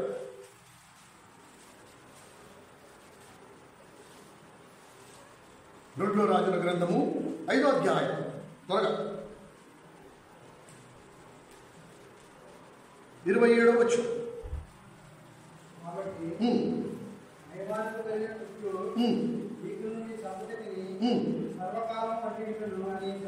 చాలు. నయమాను కుష్టు వ్యాధి గలవాడు. అలాంటి కుష్టు వ్యాధి గలవాడైన నయమాను తన ఇంట్లో పనిచేసే చిన్న పిల్ల, ఆ పిల్ల అదిగో ఒక దైవజనుడు ఉన్నాడు. ఆ దైవజనుడి దగ్గరికి వెళ్ళి ఆయన నీ ఒంటి మీద చేయి పెట్టి ప్రార్థన చేస్తే నీ కుష్టు పోద్ది అనగానే ఆ మాటను బట్టి వచ్చాడు. ఇది కూడా ఎంత ధ్యానించాం ప్రతి మన మధ్యలో ఎంత ధ్యానించాం కదా. మన జీవితాలు ఒక పెను మార్పు అప్పటి రోజుల్లో. ఆ చిన్నదాని మాట విని ఇక్కడికి వస్తే ఆ సందర్భాలంతా ఇప్పుడు చెప్తుంటే గుర్తు వస్తున్నాయి, చాలా టైం పట్టేస్తుంది, వద్దు. అయితే నయమాను దైవజనుడి దగ్గరికి రాగానే, దైవజనుడు ప్రార్థన చేయగానే బాగైపోయాడు. కుష్టు వ్యాధి పూర్తిగా పోయింది. చర్మం లేక పిల్లల వంటి చర్మంగా మారిపోయింది. మారిపోగానే నయమాన్ అన్నాడు, ప్రభువా, దైవజనుడా, నువ్వు చేసిన ప్రార్థన ఎంత అద్భుతం. నా చర్మం చిన్న పిల్లలాగా మారిపోయిందా? ఇదిగో, కాబట్టి నువ్వు నాకు చేసిన మేళ్లకు బదులుగా ఇదిగో నా సంపత్తి నేను తీసుకొచ్చి నీ పాదాల దగ్గర పెట్టు, దయచేసి తీసుకో అనగానే దైవజనుడు ఏమన్నాడు, నాకు ఒక పుల్లైనా వద్దు, దేవుడు నాకు ఇచ్చింది నాకు సరిపోతుంది. దైవజనుడికి ఉండవలసిన లక్షణం ఫస్ట్ ఆఫ్ ఆల్, దేవుడు నన్ను ఏ స్థితిలో ఉంచి ఉన్నాడో ఆ స్థితిలో నేను సంతృప్తి చెందుతా నేర్చుకున్నా. వాడు ఏమంటాడు, నాకు ఇది సరిపోతుంది. లేదు లేదు లేదు, మీరు ఇది తీసుకోవాల్సిందంటే అస్సలు.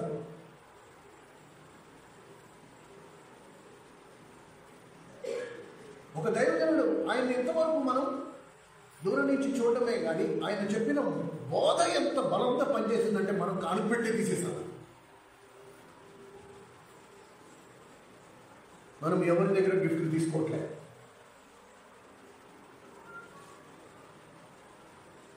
అలాంటి వ్యక్తిని వెంబడిస్తున్నాం మనం. సంతృప్తి. ఇప్పుడు గెహాజీ ఏం చేశాడు, వీడు ఎంత పిచ్చోడు కాకపోతే ఇంత ధనం వాకిట్లోకి వచ్చిన తర్వాత నాకు వద్దంటాడు వీడు. కనుక గమనకు పరిగెత్తుకుంటూ వెళ్ళిపోయి నయమాన్ని ఆపి, అయ్యా నువ్వు తీసుకొచ్చావే అది నా యజమానుడు ఇచ్చేయమన్నాడు, పొరపాటున నోరు జారాడు, వద్దని నువ్వు ఇస్తే నేను తీసుకునేస్తా అనగానే, అదేంటి నీ యజమానుడు నిజంగా దైవజనుడే, ఆయన ఒకసారి వద్దంటే మళ్ళీ తీసుకోడే అంటే అబ్బాయి లేదు, నన్ను పంపించాడు, లేకపోతే నేను ఎందుకు వస్తా, నన్ను పంపించాడు, దయచేసి నువ్వు ఏదైతే నా యజమానికి కింద ఇవ్వడానికి వచ్చావో అవి నాకు ఇస్తే నేను తీసుకెళ్ళి ఆయనకి ఇచ్చేస్తా అని చెప్పి ఆ మొత్తం ధనాన్ని అంతా మూట కట్టుకుని నేరుగా ఇంటికి వెళ్ళిపోయి బీరువాలో సర్దేసుకున్నాడు. ఆ బీరువాలో సర్దేసుకుని ఎలీషా దగ్గరికి, దైవజనుడి దగ్గరికి ఎప్పుడైతే వెళ్ళాడో దైవజనుడు ఇప్పుడు అడిగాడు, ఎక్కడి నుంచి వస్తున్నావు నువ్వు అంటే, అబ్బా ఇక్కడ వాకిట్లో ఉన్నాను, మీరు లోపల ప్రార్థన చేసుకుంటున్నారు కదా, మిమ్మల్ని డిస్టర్బ్ చేయడం ఎందుకు అని నేను బయట కూర్చున్నాను. అది అప్పుడు ఈ మాట అన్నాడు, ఆ 27వ వచనంలో చదివిన మాట అప్పుడు అన్నాడు, అది నయమానును విడిచిపోయిన ఆ కుష్టి వ్యాధి ఇప్పుడు నీకును నీ సంతతికి, నీకును నీ సంతానానికి చిరకాలం కలుగులుగా.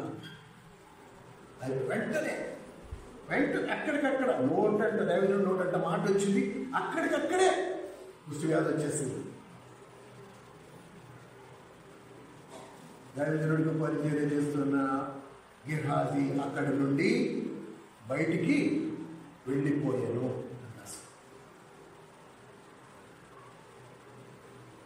అంటే అసంతృప్తి, దేవుడు నాకు ఇది ఇచ్చాడు, నాకు ఇది సరిపోద్ది అన్నది. ఎక్కడికి వచ్చేసాం? నాకు సరిపోట్లా, నాకు ఇంకా కావాలి, అది ఎలాగైనా పర్వాలేదు, ఇంకా నాకు ఇంకా రావాలి, ఇంకా కావాలి, ఇంకా కావాలి, ఇంకా కావాలి.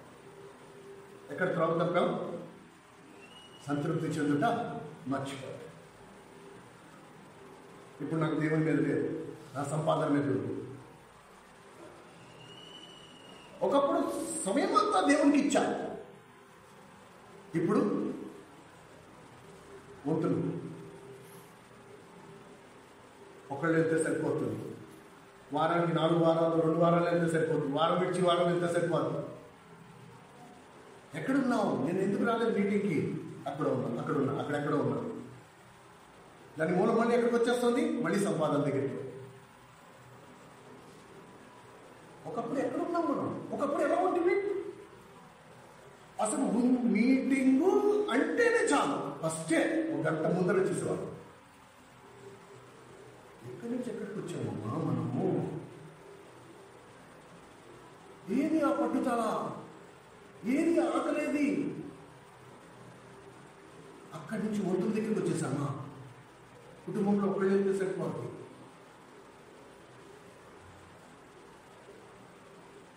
ఇది ఎక్కడికి? ఇక్కడికి ఇంతవరకు నువ్వు ఎలా వచ్చావు? అసంతృప్తి. నాకు సరే, నాకు ఇంకా నిజంగా దేవుని ఆత్మతో నింపబడినప్పుడు నువ్వేమంటివి? నాకు ఇది సరిపోతుంది, దేవుడు ఇచ్చిన కాడికి నాకు చాలు, దేవుడు ఇచ్చిన కాడికి నాకు చాలు, నాకు ఇది సరిపోద్దు, నాకు సరిపోదు. ఆల్వేస్ రిమెంబర్, ఎప్పుడైతే నీ నోటంటే ఈ మాట వచ్చిందో ఇదొక కొలత. ఈ మాటను ఎవరి దగ్గర విన్నామో అది దేవుని ఆత్మతో. This is more than sufficient. నాకు ఇది సరిపోదు, దేవుడు నాకు ఇచ్చాడు, నాకు ఇది సరిపోదు, దీనికంటే ఎక్కువ నాకు అర్థం. నాకు ఒకవేళ దీనికంటే ఎక్కువ అవసరమైతే నాకు అనుభవిస్తాను, నేను పరిగెత్తాను. నా తెలివితేటలు దేవుడికి అవసరం లేదు. దేవుడు చెప్పలే, నాకు చేత కాదు, నీకు ఎలా ఇవ్వాలి నాకు తెలియట్లేదు, నువ్వు ఏదో ఒకటి ప్రయాసపడు, నీ సొంత తెలివితేటలు ఉపయోగించు, ఎలాగో నీ బాధ నువ్వు పడు అన్నాడా?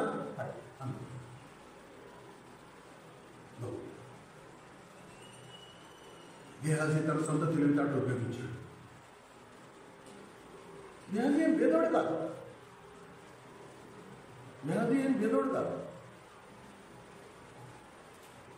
గెహాజీ అడుగుకునే స్థితిలో ఏం లేడు, సంపన్నుడే. ఇల్లుంది, అన్నీ ఉన్నాయి, అన్ని బాగానే ఉన్నాయి. అరే సైలెంట్లో పెట్టుకోవాలి, అన్ని బాగానే ఉన్నాయి. అయినా అసంతృప్తి, డిస్సాటిస్ఫాక్షన్. ఇంకా తెచ్చుకోవాలి. కనుక ప్రియమైన సహోదరుడు, సహోదరి, దేవుడు పక్షపాతి కాదు. ఒకవేళ మనము ఈ ఆలోచన చేసుకున్నాం, మనం ఎప్పుడు రెండో తరం గురించి మాట్లాడుతున్నాం. ఎక్కువ రెండో తరం గురించి ప్రార్థన కూడా చేశాం. ప్రభావ మేము ఒక తరం కోల్పోయాం. ఎందుకు మాట్లాడుతున్నాం? నేను సిద్ధపరచుకోలేకపోయా. ఇంకో తరాన్ని నేను సిద్ధపరచుకోలేకపోయా. రెండో తరం నాయకుల్ని కనుక ఒకవేళ మనం సిద్ధపరచాలి అంటే ఆ రెండో తరం నాయకులు దేవుడు ఏం చూస్తాడు అనుకుంటున్నాం? నువ్వు సిద్ధపరచాలంటే ఎలా సిద్ధపరుస్తావు? వారికి మంచి చదువు ఉండాలా? వాళ్ళకి బైబిల్ జ్ఞానం ఉండాలా? వాళ్ళు చూడడానికి అందంగా ఉండాలా? మంచి సంపన్నులు ఉండాలా? వాళ్ళకి ఒక పెద్ద పంపు ఉండాలా? ఇవేమీ దేవుడు చూడు. దేవుడు చూసేది ఒక్కటే. ఏంటది? వీడు ఉన్న స్థితిలో సంతృప్తి కలిగి ఉన్నాడా లేదా, లేకపోతే ఇంకా పాకులాడుతున్నాడా? కనుక ఒకవేళ ఒక రెండో తరం మనం సిద్ధపరచుకోవాలంటే మనం చూడవలసింది ఏంటి? వాళ్ళు సంతృప్తి కలిగి ఉన్నారా లేదా, లేకపోతే సంపాదన వెనకాల పరుగుపెడుతున్నారా? దేవుడు నాకు ఇది ఇచ్చాడు, నాకు సరిపోతుంది, ఐఎమ్ హ్యాపీ, నాకు దీనికంటే ఎక్కువ డిస్సాటిస్ఫాక్షన్. ప్రేమైన సహోదరుడా,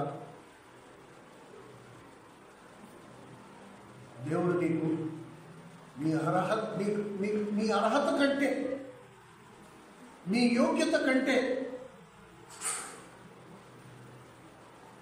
మంచి భార్యని నీకు ఇచ్చాడు. నువ్వు తృప్తిగా ఉన్నావా? నువ్వు ఎప్పుడైనా చెప్పావా దేవుడికి, ప్రభా నువ్వు నాకు ఇచ్చిన మంచి భార్య కొరకు నీకు నిండా వందనాలు అని చెప్పావా? లేకపోతే నా కర్మ కాలిపోయి దీన్ని కట్టుకున్నాను అని ఏడ్చావా? అసంతృప్తి. నువ్వు అలా ఉన్నావా? నేను అనట్లే. ఒకవేళ నీ నోటంటే ఆ మాట వచ్చింది అంటే నువ్వు ఎక్కడున్నావు? గేహాసి. జాగ్రత్త, కుష్టి వ్యాధి నీ కోసం రెడీగా. పిల్లలు, నీ తల్లిదండ్రులను బట్టి మీరు సంతృప్తి కలిగి ఉన్నారా? ప్రభా నువ్వు నాకు మంచి తల్లిదండ్రులు ఇచ్చావు, నీకు నిండా వందనాలు. లేక బయటికి వెళ్ళి మా మమ్మీ అసలు మమ్మల్ని ప్రేమించనే ప్రేమించదు, మా డాడీ అసలు మాకు ఏం కొని పెట్టాడు. లేకపోతే ఫ్రెండ్స్ మధ్యలో మీ మమ్మీ డాడీలా కాదురా మా మమ్మీ డాడీ, మీ మమ్మీ డాడీలాగా ఉంటే నా బతుకు ఇలాగే ఎత్తుకుంటుంది అంటున్నావా?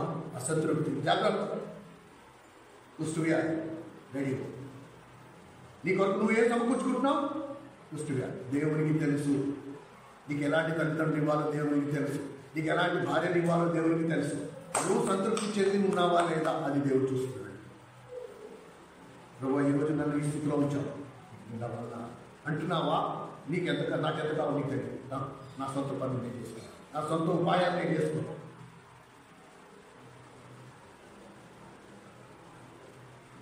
Be very very careful.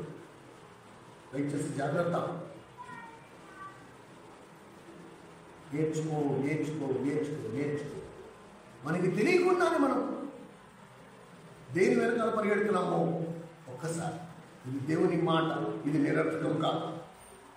నీకు నమ్మకం లేకపోతే పరుగు పెట్టు.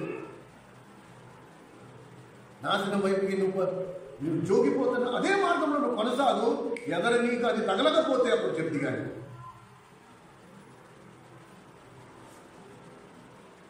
ప్రేమ సోదరా సహోదరి, నేను ఒక మాట మీకు రాసిస్తాను. ఇది రిటర్న్, లిఖితపూర్వకంగా మీకు నేను గ్యారంటీ.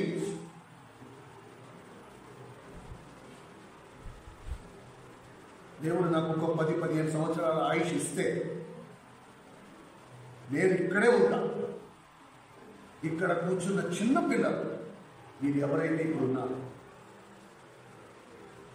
రేపటి దినము మీరు దీర్ఘదర్శి అనగా దేవుని ప్రవక్తలుగా మారుతారు. ఎంతమంది ఒప్పుకుంటున్నారు? ఎంతమంది ఒప్పుకుంటారు చెప్పండి? ఎస్. రేపు మీరు ప్రవక్తలు అవుతారు. ఒక్కోవేళ దేవుడు చెప్పినట్టుగా, దేవుడు మీరు ఉంచిన స్థితిలో మీరు సంతృప్తి, satisfaction, that's the only condition. మీకు బైబిల్ జ్ఞానం అవసరం లేదు, మీకు అంత చందాలు అవసరం లేదు, మీరు ప్రార్థన చేయక్కర్లే. ఒకే ఒక కండిషన్, ఆర్ యూ సాటిస్ఫైడ్, మీరు సంతృప్తి కలిగి ఉన్నారా?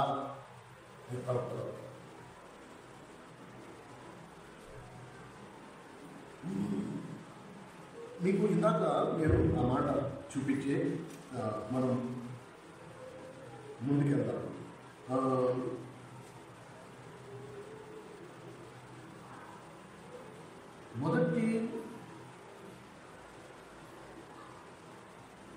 మొదటి రాజుల గ్రంథం 19వ అధ్యాయం.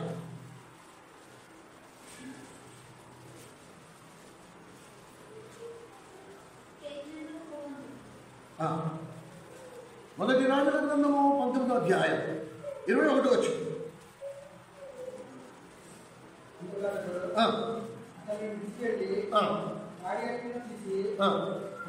వధించి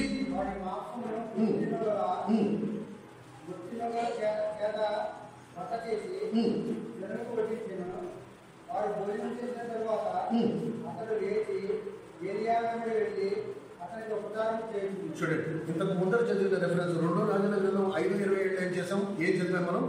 గేహాజీ కుష్ఠవ్యాధి గలవాడై అక్కడి నుండి బయటికి వెళ్ళిపోయాడు.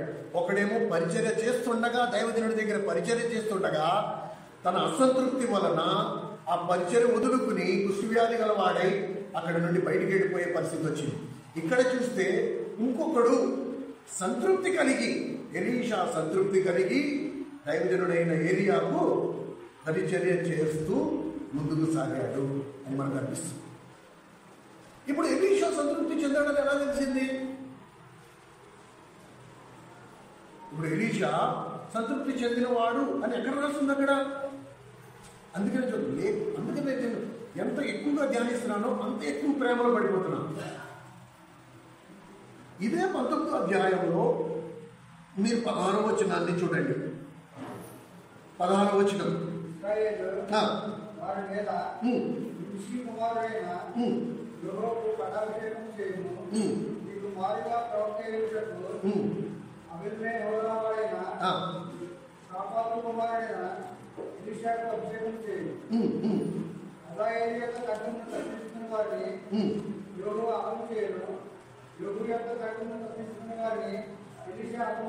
పంతొమ్మిదవ వచనం దగ్గరికి వచ్చేసి 19వ వచనం. పోయిన తర్వాత కనబడను ముందరనున్న 12 అరకల ఎడ్ల చేత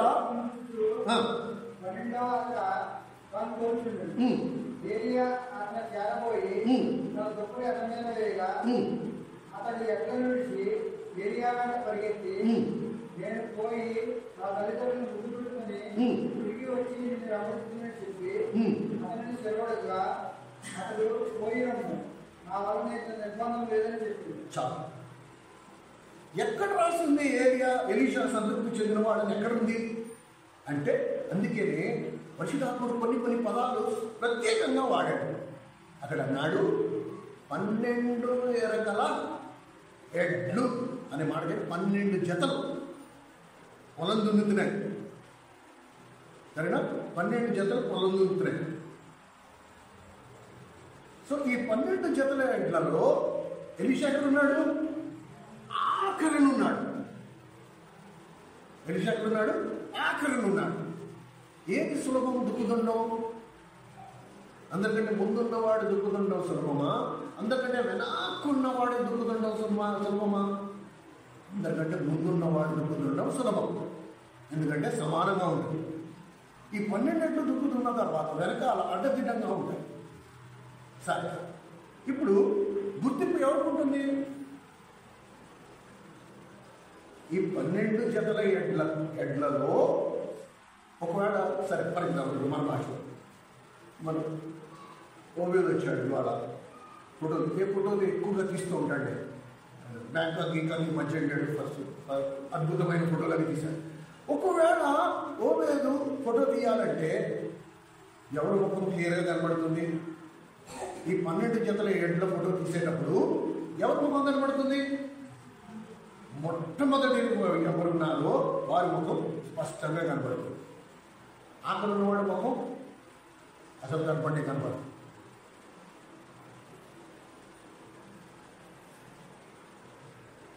సరే ఎలీషా ఏ స్థితిలో ఉన్నాడు? నాకు గుర్తిపోద్దు, అది కళ. అసలు నాకు ఒక జత ఎడ్లిచ్చి నా చేత దున్నించుకోవడమే చాలా గొప్ప. నాకు గుర్తిపోదు. I'm happy. నేను 12వ జతలు నేను తీసుకోవడానికి సిద్ధం. ఇప్పుడు ఓపెన్ ఫోటోకి ఇస్తున్నప్పుడు ఏమను, నేను ఏ చదువులో వచ్చి నేను ఏమని చదువుకోవచ్చు? పోయిపోయి నాకు 12వ జత ఇచ్చాను. అయ్యే 2వ జత 3వ జతలో అయినా సరే నేను అడ్జస్ట్ అయిపోయేవాడిని. నన్ను ఆఖరి పడేశారు. అసంతృప్తి.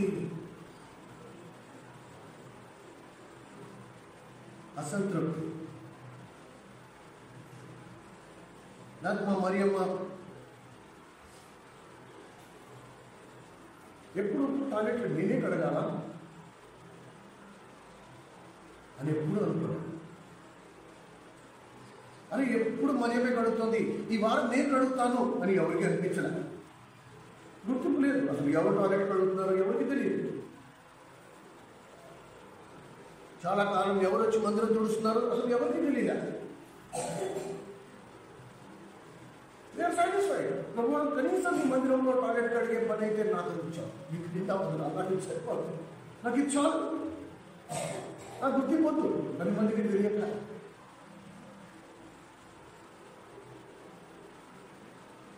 కానీ ఎవరికి అసంతృప్తి ఉంటుందో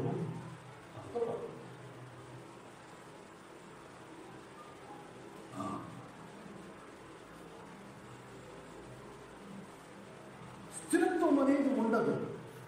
అయ్యే విషయంలో ఎలా చదివాం? ఒక చోట స్థిరంగా ఉండదన్నమాట. ఇటు అటు తిరుగులా, అక్కడికి వెళ్తారు, వాళ్ళ దగ్గరికి వెళ్తారు. అసలు స్టెబిలిటీ అనేది లేదు. నేను దేవుని సన్నిధిలో కూర్చుని మౌనంగా కనిపెడతాను అనేది ఉండదు. నో, తొందరపాటు, అక్కడికి తిరుగులాడు. ఎంత సమయం నువ్వు దేవునితో గడుపుతున్నావు? ఎంత సమయం నువ్వు దేవునితో మౌన ధ్యానంలో ఉన్నావు? ఎంతసేపు నువ్వు దేవునితో మాట్లాడుతున్నావు? ఎంతసేపు దేవుని చెప్పిన పాటలు నడుస్తున్నావు? మీరు చూడు, అసలు టైం ఎక్కడుందండి? నాకైతే ఎప్పుడైతే ఈ పద్ధతి ఈ ప్రశ్నించే ఎలాగ ప్రభువా మొదటి వారు గడపటి వారు ఎలా అవుతారు అనే ఒక ప్రశ్నతో మొదలైంది ఇంత వర్తమానం. ఇది ఎంతసేపు ధ్యానించినా సరిపోదు.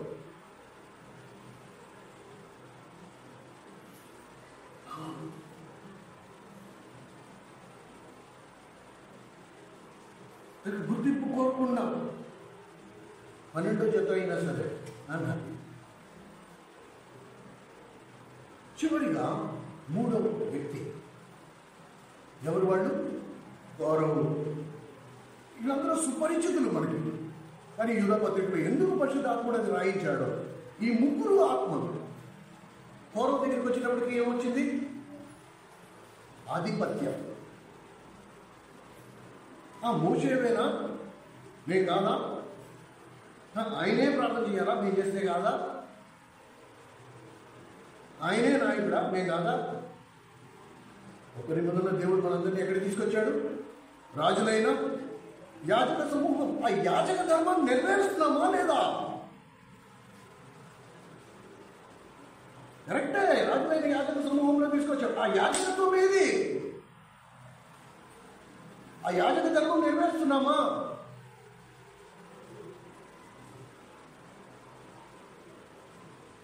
గౌరవం లేదు. మీరు ఇంటికి వెళ్ళక చదవండి, సంఖ్యాకాండము 16వ అధ్యాయము.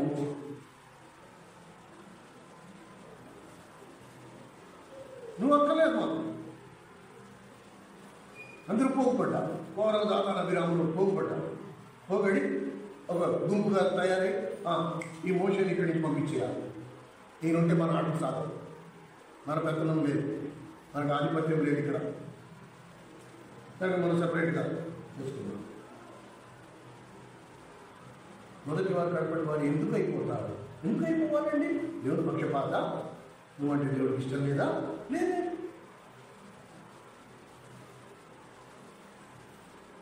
ఆయన బలిష్టమైన హస్తము కింద మీరు దీనిదై ఉన్నాడలా తగిన కాలమును ఆయన నిన్ను హెచ్చించును.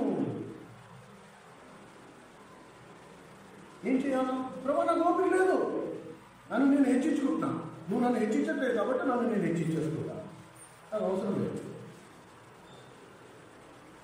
అప్పటికి ప్రేమతో చెప్పాడు, అరే బాబు కౌరవు కంగారు పడద్దు, ఆగు. అబ్బాయి లేదు, రేపు తాడు పేడు తీరిపోవాలన్నా.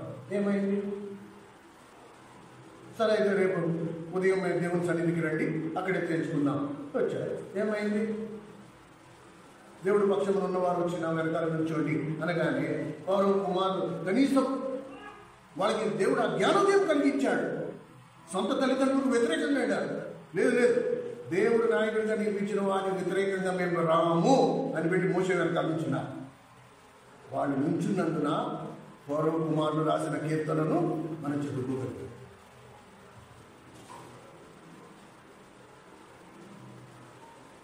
ఎందుకు అట్లా? యెషయా గ్రంథంలో ప్రవక్త యెషయా చేత దేవుడు ఏం రాయించాడు? నేను నాటిన వాడిని పెళ్లగించగలవాడు ఎవడు? నేను పెళ్లగించిన దానిని మళ్ళీ నాటేవాడు ఎవడు?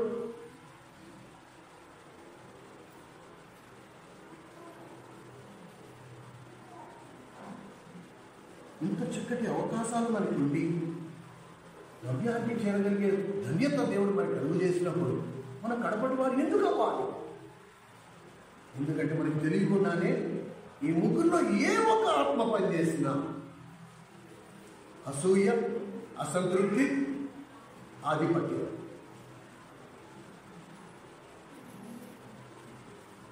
ఈ మూడింట్లో ఏదైనా నేను కడపటి వాడు అవ్వడం ఖాయం. అండ్ అట్టి కడపటి వారికి దేవుడు ఏ భద్రం చేశాడట? గాఢాంధకారపు చీకటి భద్రం చేశాడు. అట్టివారు ఇటు అటు తిరుగులాడుచుండు సుక్కవలే ఉండు, వాళ్ళకి నెమ్మది ఉండదు. ఒక చోట స్థిరంగా ఉండలేరు, దేవుని పాదాల దగ్గర కూర్చోలేరు, దేవుని సన్నిధిలో ఉండలేరు. అసలు ఏ చింతన లేని, ఏ బాధ లేని జీవితం కావాలి అంటే దాని సమాధానం ఏంటి? నాకు ఏ చింత ఉండద్దు, ఏ బాధ ఉండద్దు, ఏ కష్టం ఉండద్దు, ఏముండదు. నేను నీటిలో తేలాడే ఎండిపోయిన ఆకు నీటి మీద పడిన తర్వాత ఎలాగైతే ఆ నీటితో ఎండిపోతూ ఉంటుందో అలా ఉండాలి నా జీవితం. ఏ బాధ ఉండదు. దానికి సమాధానం ఏంటి? ఎక్కడ దొరుకుతుంది? ఎక్కడ దొరుకుతుంది? 16వ కీర్తన 11వ వచనం, నీ సన్నిధిలో జీవ మార్గము నీవు నాకు తెలియజేసేదవు, నీ సన్నిధిలో సంపూర్ణ సంతోషం కలదు, నీ కుడి చేతిలో నిత్యమైన సుఖం. అంటే దేవుని సన్నిధి. నువ్వు ఎంతవరకు దేవుని సన్నిధిలో ఉంటావో అంతవరకు నీకు ఏ చింత, ఏ బాధ, ఏ చిక్కులు, ప్రతి ప్రశ్నకి సమాధానం దొరుకుతుంది. అసమాధానం అనే పరిస్థితి లేదు, ఆందోళన అనే పరిస్థితి లేదు, గొడవలు అనే పరిస్థితి లేదు.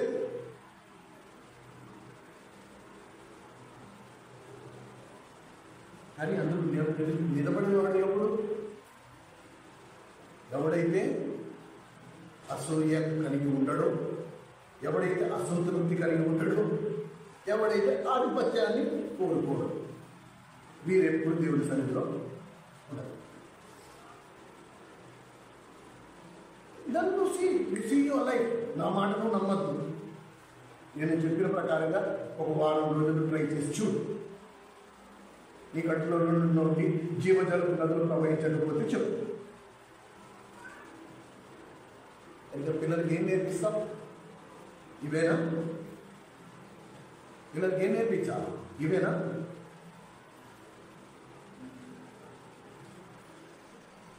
వాళ్ళకి ప్రవక్తలుగా ఎదిగే అవకాశం ఉన్న పిల్లలకు మనం ఈ మూల పాఠాలు. అసూయపడద్దు, అన్ని పరిస్థితుల్లో సంతృప్తి కలిగి ఉండండి, ఆధిపత్యాన్ని కోరుకోవద్దు. దేవుడు తగిన సమయంలో నేను పైకి తీసుకొస్తాడు. దేవుడు హెచ్చిస్తాడు. దేవుడు హెచ్చిస్తేనే నువ్వు హెచ్చింపబడతావు. నిన్ను నీవు హెచ్చించుకుంటే ఎవరినైపోతా? నేను ఉత్తర దిక్కునున్న సభా పర్వతం, నన్ను నేను హెచ్చించుకున్నామనుకుంటుని నేను సాధా. Very important, very very important. కొంచెం జాగ్రత్త. చిన్నపాటి తొందరపాటు వలన మొదటి వారు కడపటి వారు అయిపోతారు, కడపటి వారు మొదటి వారు అయిపోతారు. మనమందరం ఒకే గమ్యానికి ప్రారంభించాం ప్రయాణం. ఆ సంఘంలో నువ్వు ఉన్నావు, నేను మనందరం ఎవరు ఏమైనా చెప్పినట్టు ఎవరు సంపూర్ణం కాము. కానీ ఈ 3 ఆత్మల నుండి నన్ను నేను కాపాడుకోవాలి. ఈ 3 ఏ ఒక ఆత్మ నాలో ఉంటే నేను వెనకబడిపోవడం గ్యారెంటీ. దయ్యనాత్మైన, అసూయైన, విలామాత్మైన, అసంతృప్తి అయిన, అలాగే గౌరవ ఆధిపత్యపు నాకెందుకు లేదు గుర్తింపు, నేనెందుకు చేయకూడదు?